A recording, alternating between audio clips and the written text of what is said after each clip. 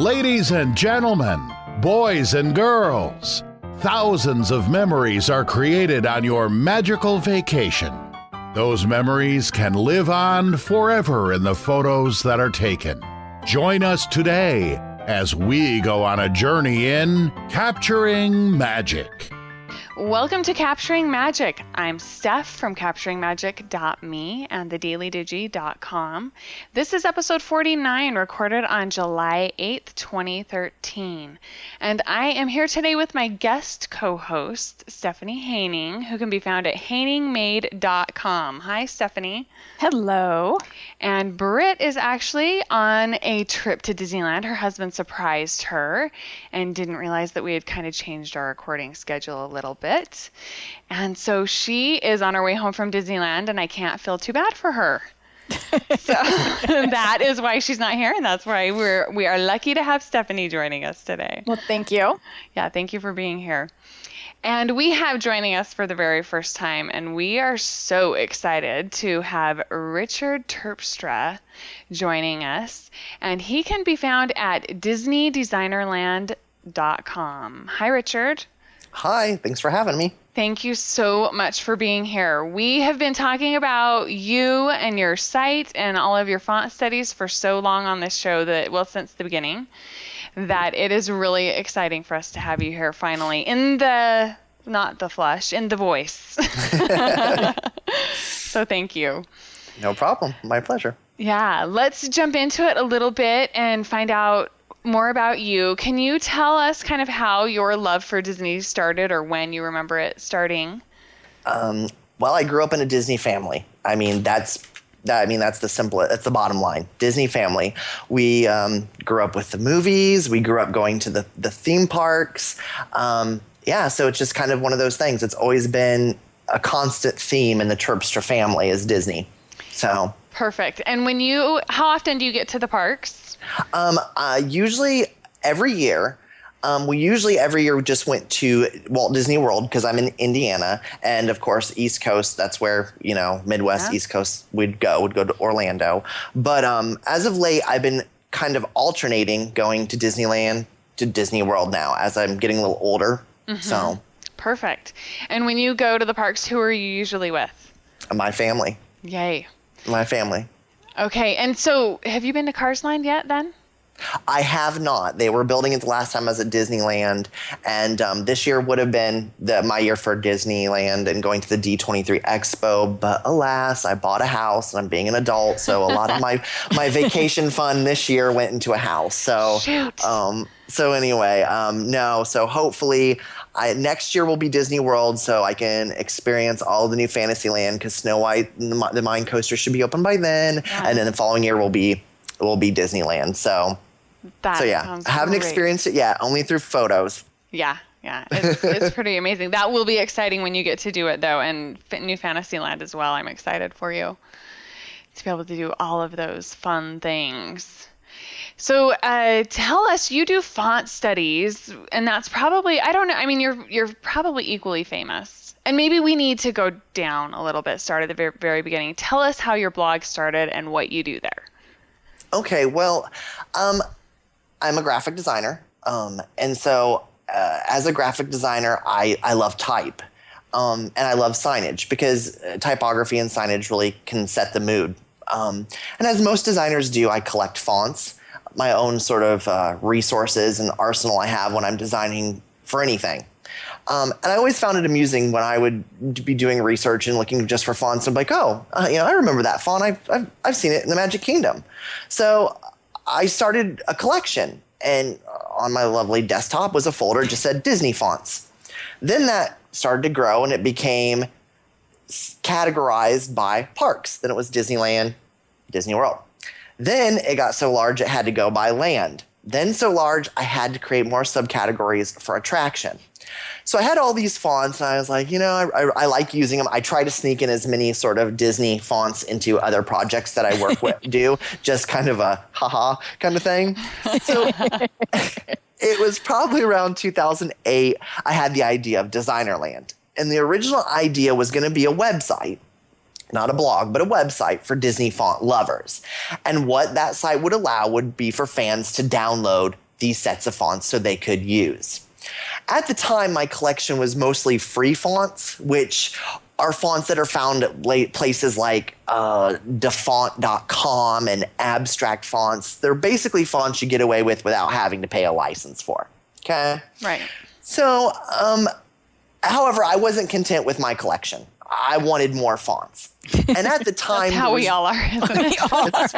Once you start, There's just one more font you need. it's a slippery slope, but I love it. So at the time, there was only one good reference site, which is a website called Mickey Avenue. And he had a pretty good list, this guy, a pretty good list.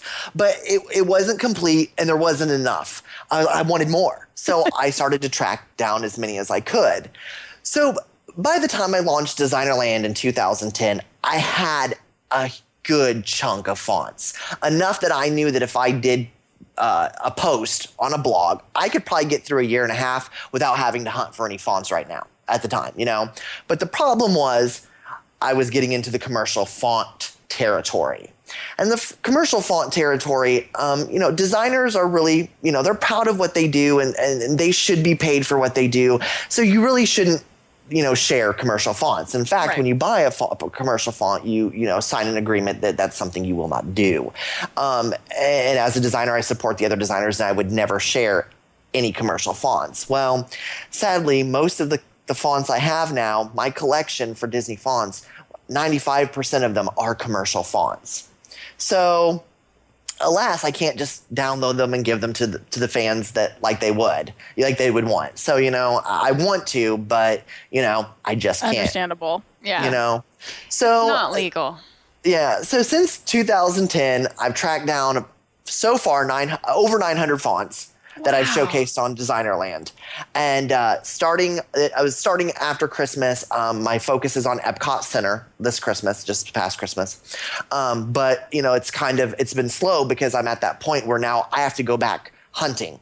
I had enough that I had a good 2-year pause where I just pulled and designed. I didn't have to hunt. And people don't realize that now I'm actually having to track them down, and that does take time. Oh, yeah. So, yeah. Yes, it does. So that's kind of how it all really got started, is that, you know, being a font lover, wanted to hunt them down. Then I got mildly obsessed. And then I just decided to release them and showcase them via like a little poster, like a little case study of this is kind of what designers used for the area and for the branding and for the attraction. So yeah. And just the posters that you've created for those posts are beautiful. They're just, They're works of art. Thank you. Yeah. I've toyed over the notion of changing the layout up a bit, but everybody seems to kind of like that look. So I'm that subway art look. Yes. Yeah. Yep. So I'll probably continue doing them that way. Yeah. And then you also started doing a little bit of T-shirt design. I did, you know, Disney font lovers. We're a niche, a very small niche of people. So I wanted more people to come to my blog, and for my day job, I'm a designer here in Indianapolis, and I design T-shirts for a company, and it's something that I really like. And I always remember good old John Lasseter and his Hawaiian shirt obsession. And he has all these Hawaiian shirts. And I said, you know, the one thing I want is I want a closet full of Disney T-shirts that are based on the things that I love, the nostalgia, the magic, the memories, the attraction specific, things that have retired, things that are new, but just sort of with a sort of vintage flair. So I started just alternating between type post and T-shirts. And the T-shirts actually is what took off. People come for the T-shirts, they stay for the type. That's what I like to tell people.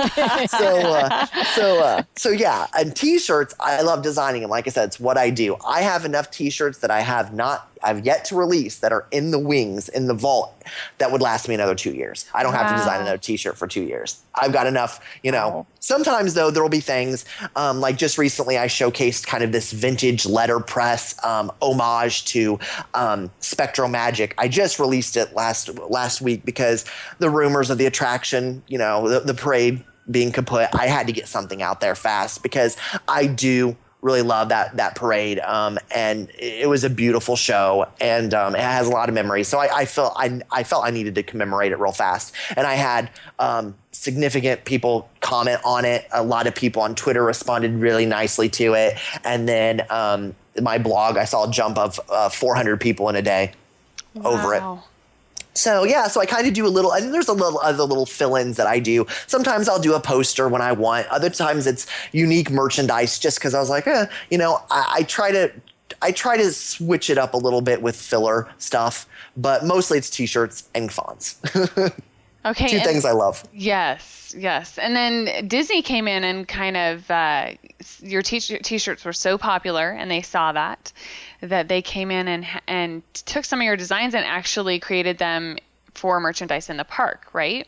That's correct. I got a call one day, and they just said, hey, is a designer with a Disney design group named Casey, and Casey Jones, and he is an amazing designer, and he was so nice, and he said, I've been following your blog, and everybody talks about it here, which, I mean, saying all this stuff and hearing it from a designer in Disney that, is what eventually I would love to do was very humbling, and I couldn't believe that people within the company were actually caring about it. It wasn't my ultimate goal. My ultimate goal was just the ultimate goal was an exercise in myself to always force myself to never to always stay fresh and never be dull in designing, and to continue to do something. That's kind of how I look at it. So it was kind of interesting that this little experiment for myself turned into this, and he contacted me and said, we really love what you're doing. We want you to create some shirts. So the first 2 shirts I created was a Dole Whip shirt for them.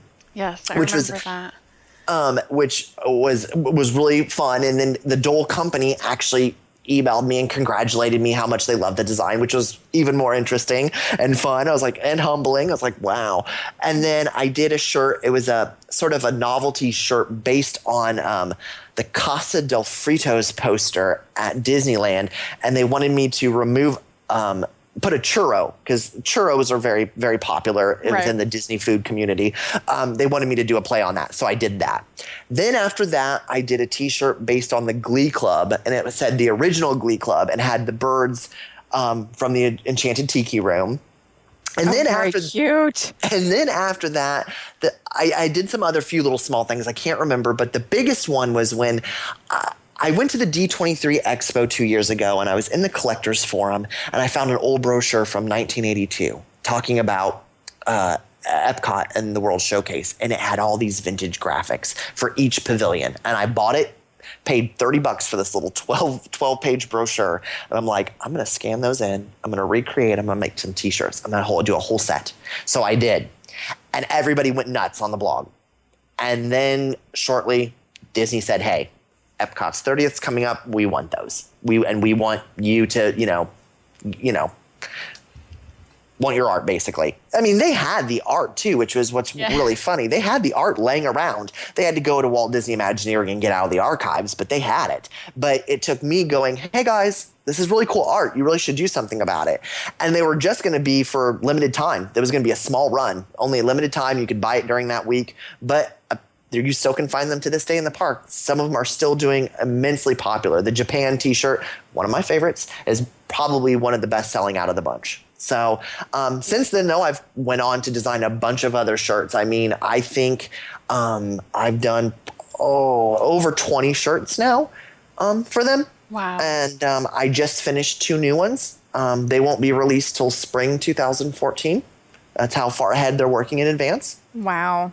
But so there'll always be something, and once they release, I usually point them out on my blog saying, hey, they're released in the parks, so hopefully, if you're around, you can pick one up, if you like it, that is. Yeah. Can you send us a link to the post with the 30th anniversary shirts in it? Yeah, I can. I can do it when we're done here. Yeah, definitely. That would be great, so that we can put it in our show notes for our listeners to check out if they want to. Okay, definitely. Some of them are changed a bit. Some of them, they did change some ink colors and that whatnot. But I can really send them to you. You can see. That would be wonderful. What I did, yep. Yeah. Okay, so exciting to walk through the park and see something in the store that you designed. That would be awesome. That is, and this is the thing. I haven't been to a park really to actually see that yet. And so that since I've really been my shirts, usually, like I said, we work in advance. So by the time the shirts come out, I haven't really been there to see one release. But people have taken photos, and it was funny. One guy that works for the Disney Parks blog sent me a picture, and he said the wall of Richard, and it seriously was like 6 of my shirts. And I mean, if I would have seen that probably in person, I don't know, I probably would have cried, or I don't know, chills. It probably would have been so mad. It's a shirt at the end of the day. I'm just happy that they like it and it's there, and I'm glad that some people like it. But it is humbling. I mean, that's the word, the one word I can use for the whole experience. Is humbling. It's surreal. That's what I was going to say. I'm sure it would be so surreal to. Yep. Yeah. Yeah. That or see somebody wearing one as you walk by. Which is crazy because the first one fan of mine sent me on Twitter, hey, check this out, and sent me a link. And it was Holly Madison, the former Playmate, in one of my T-shirts. Now, she's a big Disneyland fan, and she loves Disneyland, and she is a big supporter of the Disney community, and I love that about her. And she had on one of my shirts. And then it was the same shirt that the paparazzi in all of the publications were taking pictures of her in, because she was right before she had the baby. And she had her baby bump, and there she was in a vintage Disneyland shirt that was pink with this rainbow across it. It was very vintage. And so it was all over. I went to Walmart, and there on People magazine, my shirt. That's awesome. And I'm like, what? So it was, 15 minutes of fame, I guess. But I mean, whatever. It was still kind of cool, but so. I did find that post, so I'll put a link up to that post as well so people can see. It's a stinking cute shirt too. Yeah, they re-released it in a red color. The pink they originally did, and I think they thought the pink was going to be more like a vintage heather red, and it ended up turning to be way pink, and everybody's like, we want that shirt too. And there's a version for Disney World and there's a version for Disneyland. And they released the Disney World version this past June, I believe, in red. So it looks really good. Yeah, it's super cute. Super, super cute. I would love to get it too. So they released it this summer. I need to hunt one down. The Disney World one they did in the red color. I don't think you can get the pink anymore. Okay. That's the problem, that shirts come and shirts go real fast. So they're constantly moving them. So, I never really know. People will email me and say, where can I find this shirt when it's released? And I'm like, so I'm like, you're going to have to contact Disney on that one. Yeah. So, they don't even tell me. They, sometimes I don't even get notified that my shirt's out. I'll see someone else say, look at this wicked shirt. And I'll be like, what? I'm like, oh, there it is. So, so I don't know. I'd always say Downtown Disney. You'd probably be able to find all of my stuff. Cool. So, I'll check online because they do sell a lot of the park stuff online sometimes as well. So I'll check there. But yeah, awesome. That's very exciting. And one of the things that Stephanie and I both do as we're in the parks, and a lot of I know our listeners do. Britt has talked about as well, is that we will look at the signs and try and figure out, just like you do, figure out what fonts are on those signs so that we can reduplicate them in our scrapbooks. Yeah. And that was one of the big reasons that we wanted to have you on today. And because your font studies are so fascinating to us as people that love fonts, love Disney, and want to be able to reduplicate that look in our scrapbook. So tell us kind of the process you go through when you're doing a font study. You've covered it a little bit, but share with us some of the things you do. Okay, well, the first thing is reference. Everybody starts with a good reference. And I usually work from photo. May it be photos I've taken in the parks, which I know people must look at me like, what is that kid doing? Because I will zoom in on like 3 letters if I have to. We need to go to the park together. I know. That's what I'm thinking too. So other times I just really work from photos online if there are enough. Sometimes there's just not enough resources. But once I have my photos collected, I start with the second sort of step is classification. So the first step would have been reference. Get your reference down. And the second is classification. So classification, there's really sort of 2 ways you can classify fonts. typographers will use words that are kind of familiar. Graphic designers and typographers will use words that are more along the lines of design. So we'll use things like sans serif and ascenders and descenders, sort of terminology that most average people don't really know, which is okay. Sometimes that helps me, sometimes it doesn't. So, it's kind of a give and take. But you can either use other buzzwords, sort of like tropical, Western, fantasy, magic, futuristic. Those are all sorts of buzzwords that help describe the various different lands within the park. Okay? So once you have those sorts of classifications written down, you can go to places like myfonts.com, which is one of the web's largest suppliers of fonts. And you can just type in those lovely buzzwords. Tropical. It has a lovely place, too, that you can actually type in Enchanted Tiki Room or The Jungle Cruise. Yes. And then you sit there, and I'm not joking, you scroll and you scroll and you scroll through millions of fonts in hopes that you find it. And that's the hunt. That's kind of the third thing. So you have your reference, your classification, the hunt, and then the fourth is you buy it, you download it, and you use it in all your glory. Because it's victory when you find that font. That's the truth. Yep. I speak. We're totally laughing because we're like, yep. 3 months. It took me 3 months to track down the It's a Small World font. I'm telling you. And when I found it, I was on a high for a week. I was like, yes. No kidding, because you go through and you'll be like, I found it. And then you'll look at certain letters and then you realize, no, this letter's a little bit different from that one. And so everything else is the same, but it's not right. Well, I mean, that's one thing, you have to really kind of identify fonts. You have to kind of know the mind of a designer. Now, as a designer, I think there's about 5 ways you can approach this. So let's take the Enchanted Tiki Room sign, for example. The one that I'm so frustrated with. Yes, that you're frustrated with. Now, when you have a logo for an attraction and it's nothing but typography, it's called logo type.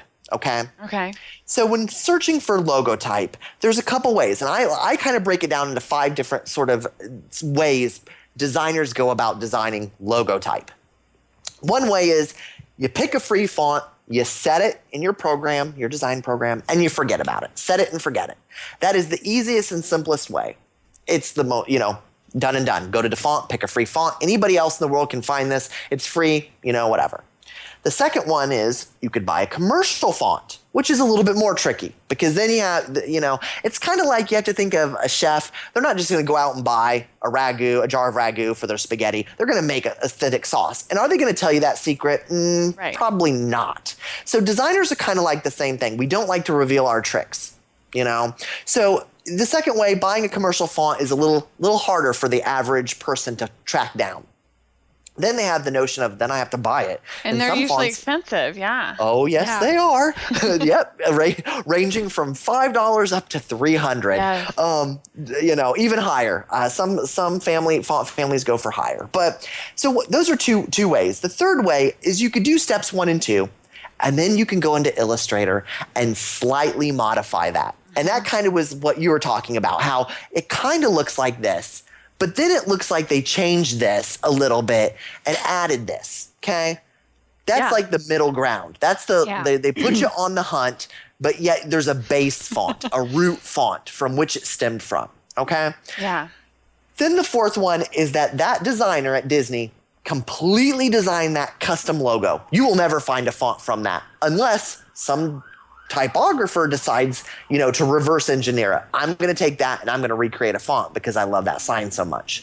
But most likely Disney has hired these people their designers just to create a font and that logo type. It'll just be used for that. And that font you probably won't see anywhere else. Kind of like Expedition Everest. They have a beautiful logo, has beautiful logo type in it, but you won't see that font that they use anywhere else. That designer created that by scratch. There it is.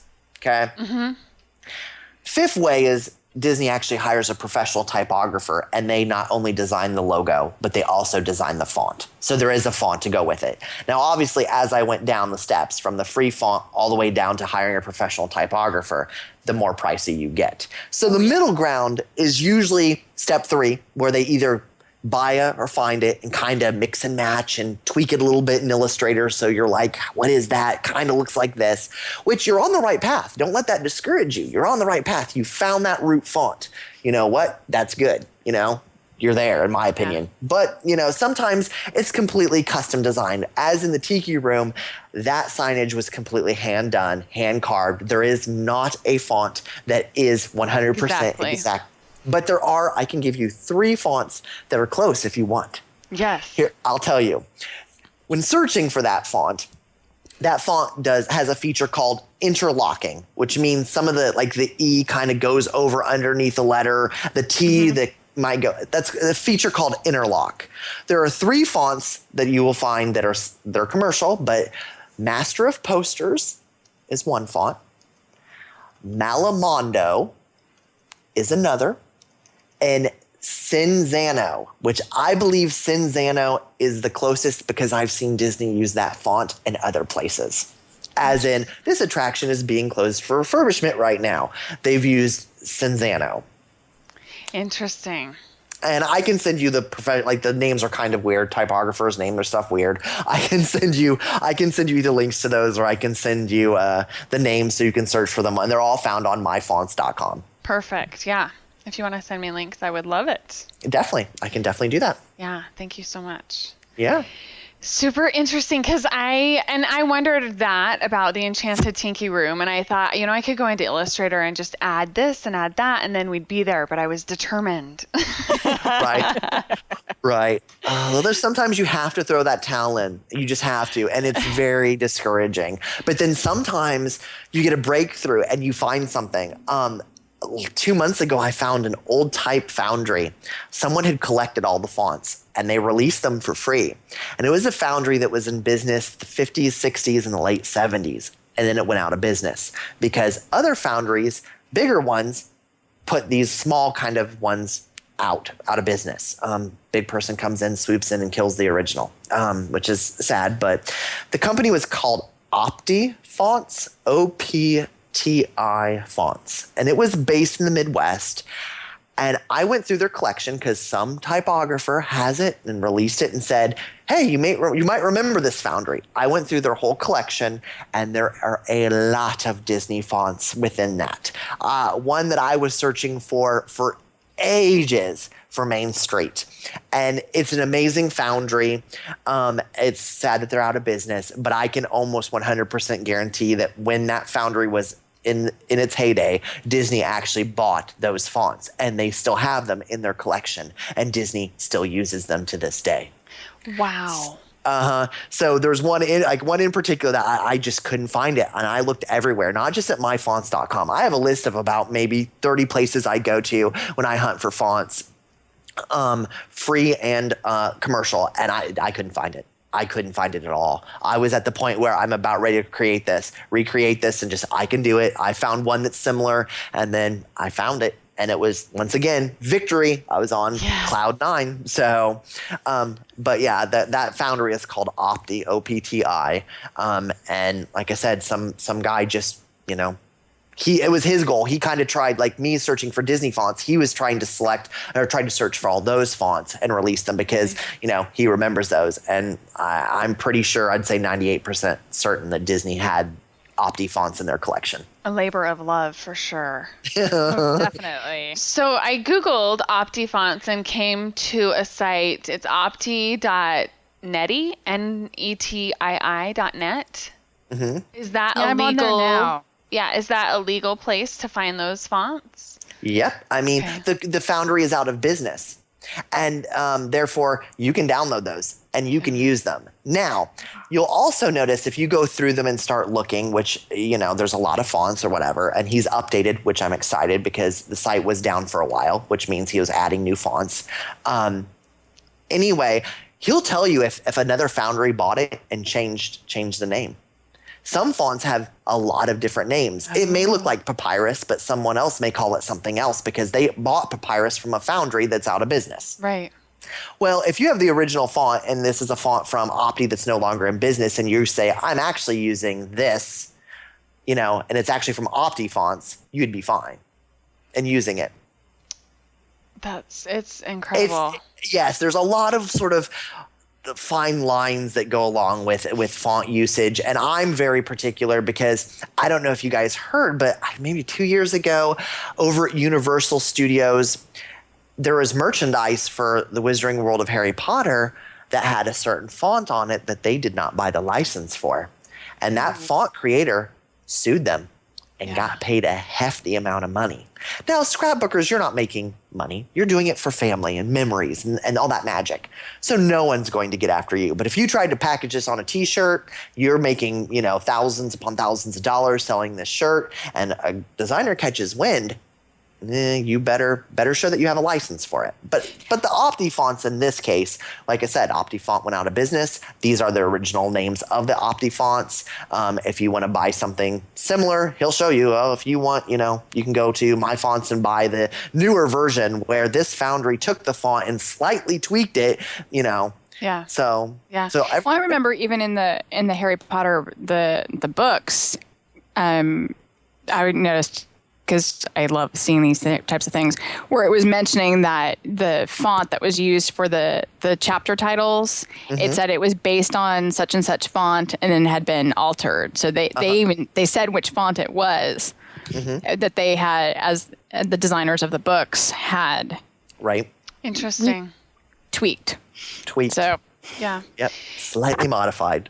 Yeah. So all of these would be great for scrapbookers to use on their own scrapbooks. I do want to mention, though, that digital designers, if they are going to design products that they are going to be redistributing for free or for sale, would need to figure out the terms. Exactly. Like you're doing. Yep. Figure out the terms. Everybody will let you know. I mean, even on sites like DaFont, it even says on free sites, free for personal use. Yep. And there are people that still go and use those for commercial use. Yeah. So, yeah, there's a lot of fine line with typography. There is, and you got to be careful. Yep. Always better to be safe than sorry. Indeed. Yeah, for sure.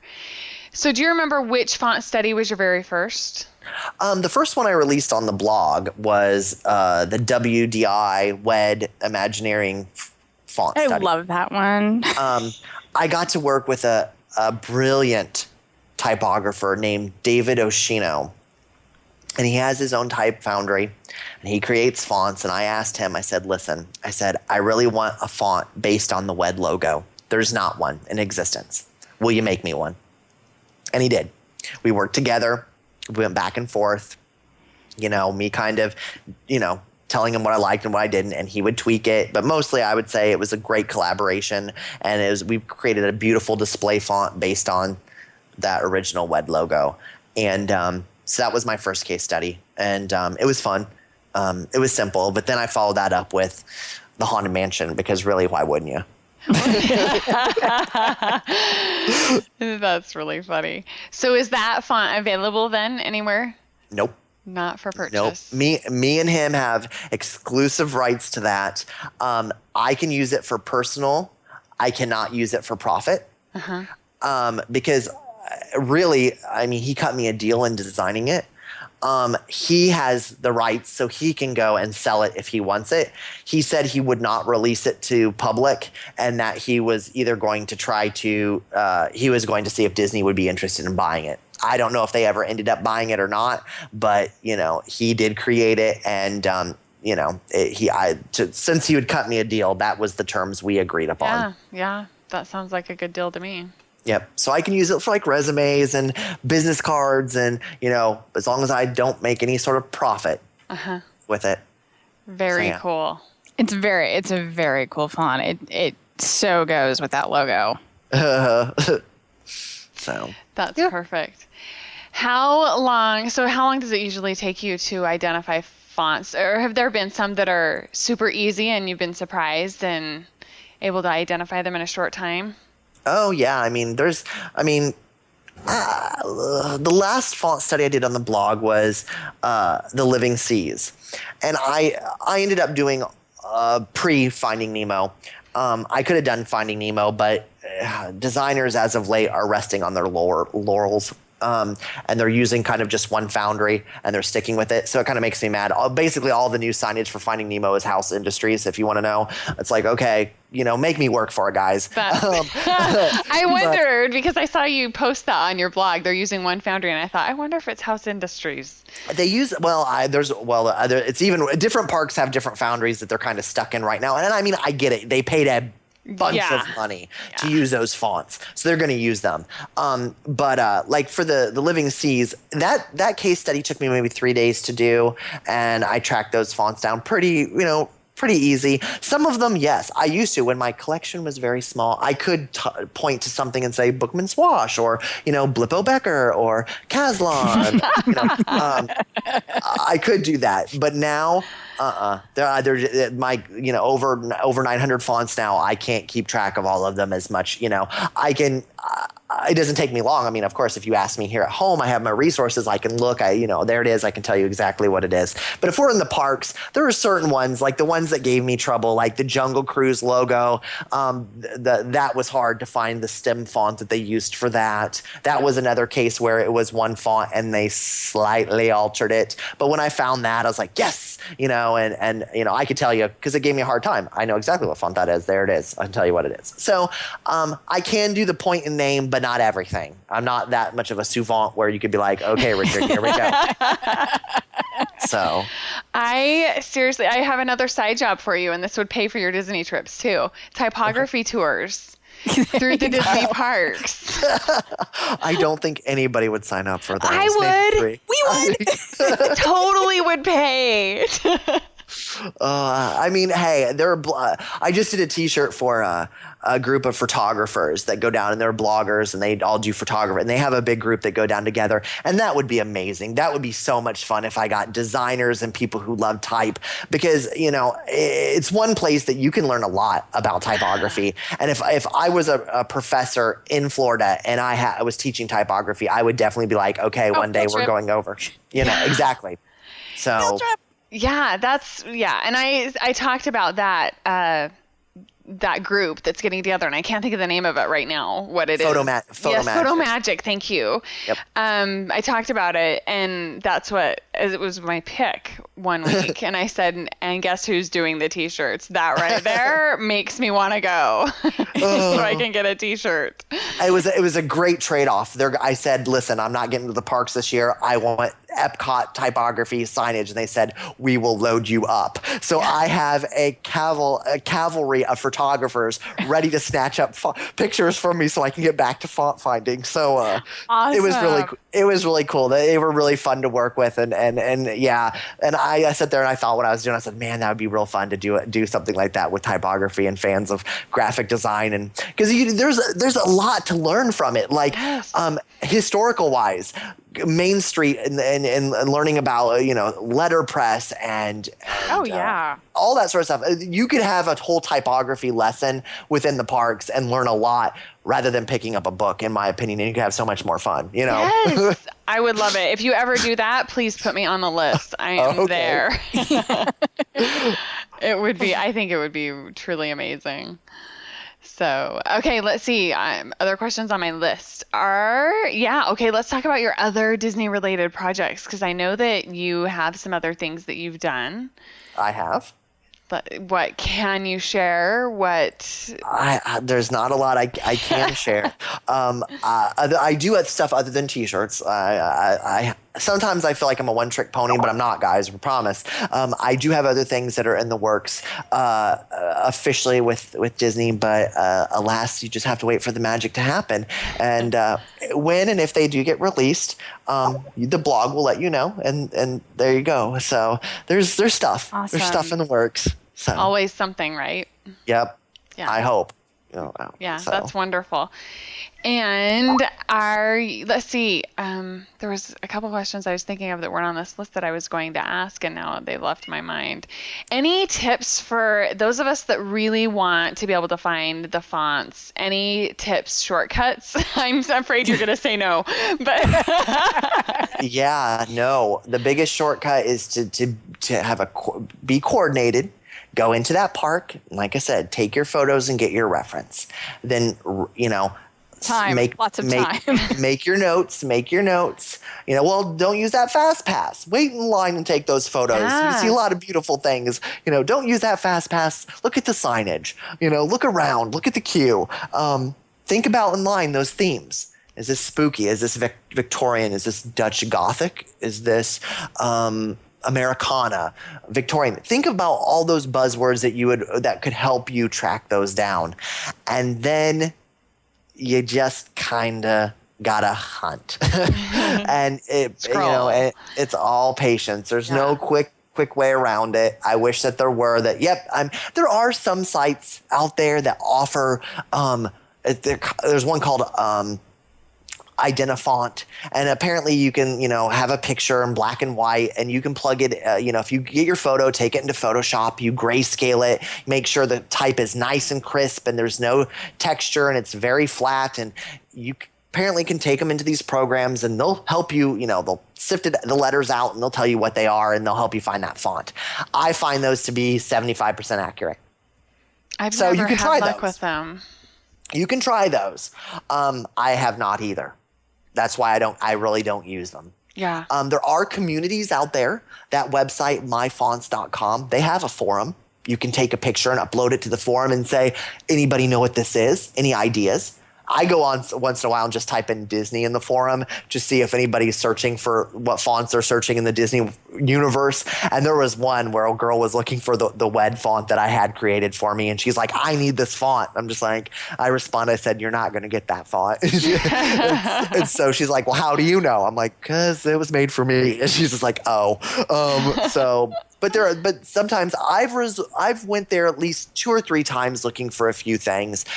I hardly ever get any replies of people saying, hey, this is what the font is. So I find it hit or miss. I find it's just sit down, take some time, and waste a good 4 hours of your life, which is depressing in the end, to be honest, when you think about it. But I still enjoy it. So yes, I know, yeah. And it can actually go really fast as you're just becoming more and more determined as you scroll through page after page after font. True. And you'll also pick up the terminology. You'll be like, it's a sans serif, it's a futuristic, it's italic. And then you put those buzzwords in and you've eliminated a lot of the other fonts you have to sift through. Yeah. But fear not.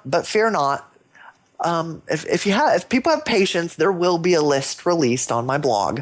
I do have planned a list that I will release of where you can find these or the names of them.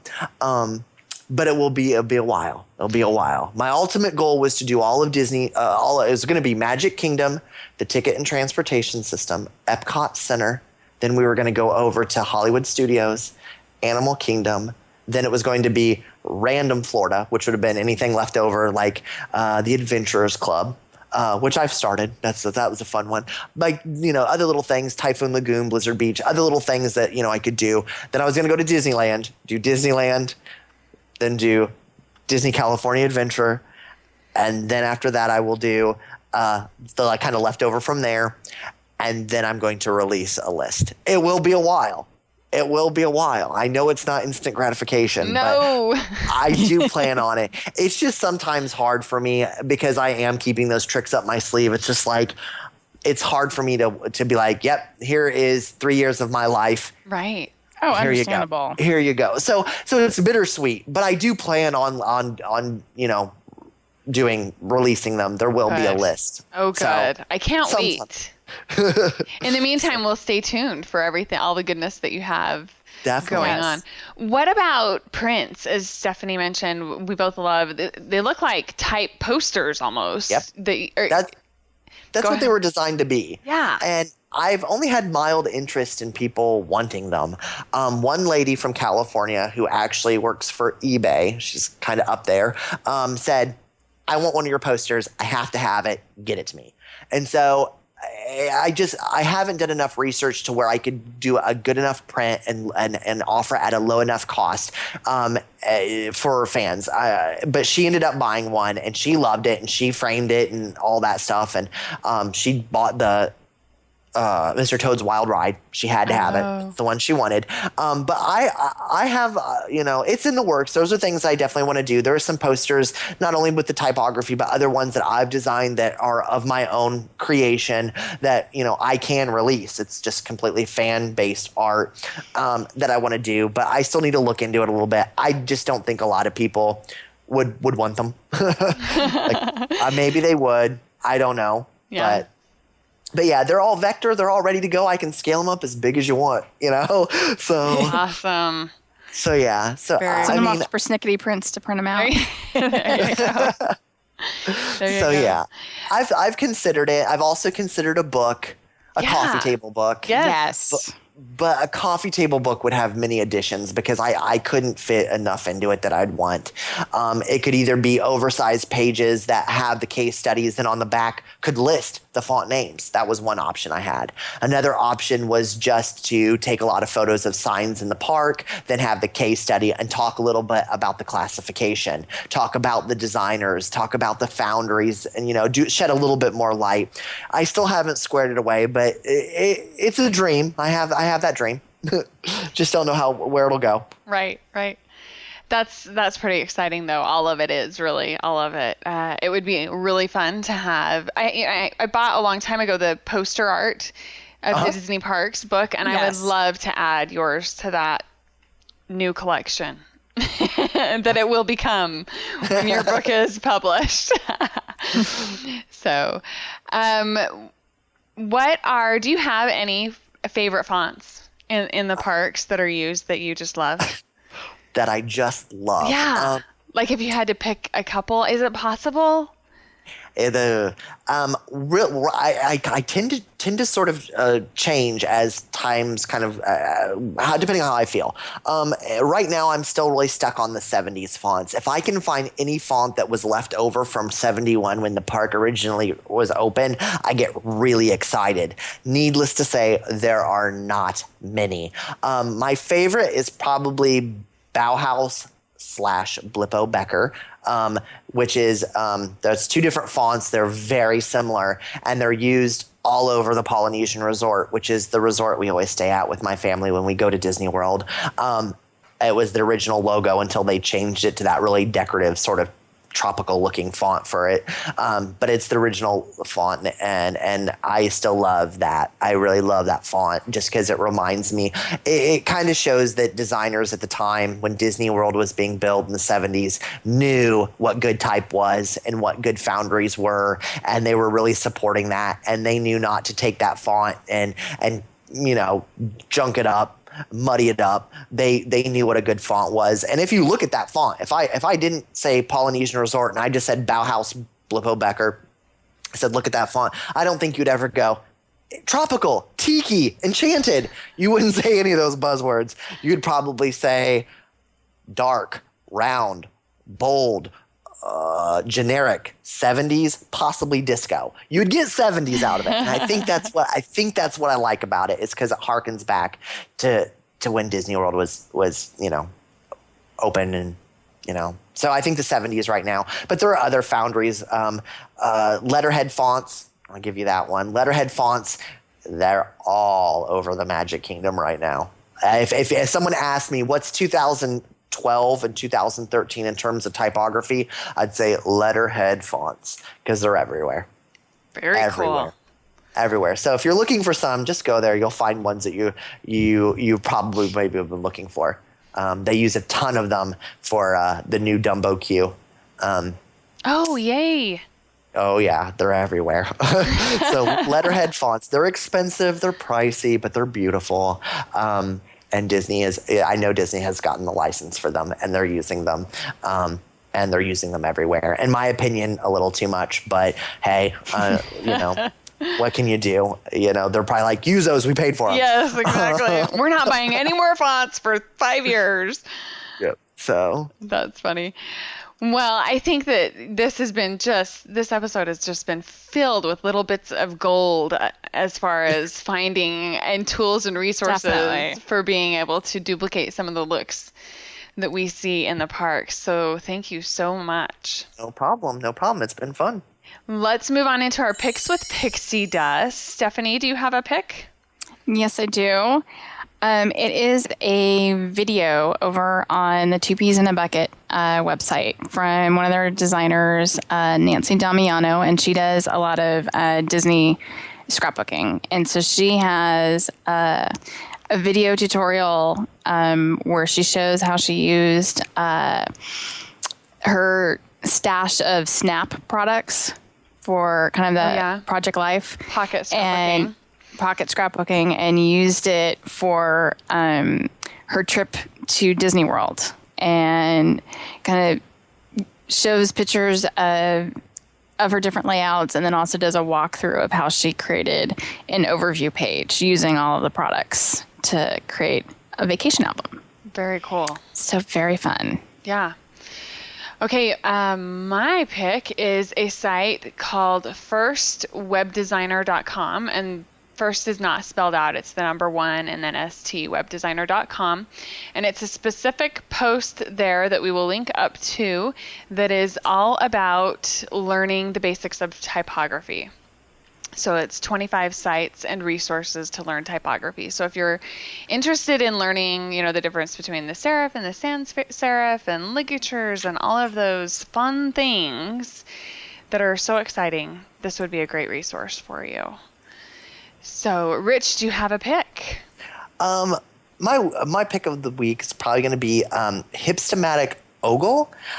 If you're familiar with Hipstomatic, or maybe you're not, it's an app it's a vintage camera, and it has all of these awesome filters and flashes and lenses. But what they've done is they've created a community, kind of like Instagram, for their photos. Now, if you're not big on doing community sort of social media networking with your photos, they still offer where you can use your photos and just kind of play with them. The thing that's different is that they actually, instead of taking a picture, and with Instagram, the one thing is you kind of have to go back and forth, kind of testing the different lenses with the different filters.